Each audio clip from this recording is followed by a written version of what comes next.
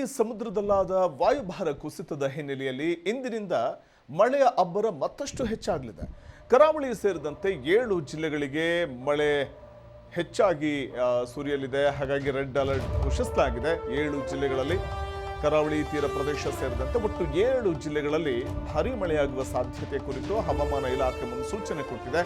ಹಾಗಾಗಿ 7 ಜಿಲ್ಲೆಗಳಿಗೆ red alert ಘೋಷಿಸಲಾಗಿದೆ. ರಾಜ್ಯದ ಬಹುತೇಕ ಕಡೆ ವರ್ಣನ ಆರ್ಭಟ ಹೆಚ್ಚಾಗಲಿದೆ. ಮಳೆ ಮತ್ತಷ್ಟು ಹೆಚ್ಚಾಗಲಿದೆ ಅಂತ ಹವಾಮಾನ ಇಲಾಖೆ ಮುನ್ಸೂಚನೆ ನೀಡಿದೆ. ಪ್ರಮುಖವಾಗಿ ಕರಾವಳಿ ಭಾಗದಲ್ಲಿ ಹಾಗೂ ಗದಗ, ಹಾವೇರಿ, ದಾವಣಗೆರೆ ಜಿಲ್ಲೆಗಳಿಗೆ ಆರೆಂಜ್ ಅಲರ್ಟ್ ಘೋಷಿಸಲಾಗಿದೆ. ಕರಾವಳಿ ಭಾಗದಲ್ಲಿ ರೆಡ್ ಅಲರ್ಟ್ ಘೋಷಿಸಲಾಗಿದೆ. ಇನ್ನು ಕೊಡಗು, ಶಿವಮೊಗ್ಗ ಜಿಲ್ಲೆಗಳಿಗೆ ರೆಡ್ ಅಲರ್ಟ್ ಘೋಷಣೆ ಮಾಡಲಾಗಿದೆ.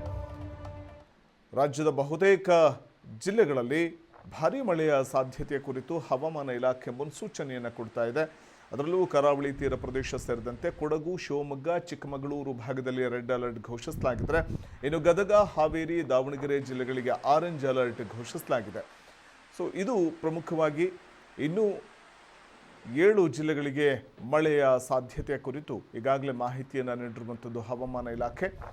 ಅರಬ್ಬಿ ಸಮುದ್ರದಲ್ಲಿ ವಾಯುಭಾರ ಕುಸಿತವಾದ ಹಿನ್ನೆಲೆಯಲ್ಲಿ ಮುಂಗಾರು ಪೂರ್ವ ಮಳೆ ಅಬ್ಬರಿಸಿ ಬೊಬ್ಬರಿತಾ ಇದೆ ರಾಜ್ಯದಲ್ಲಿ.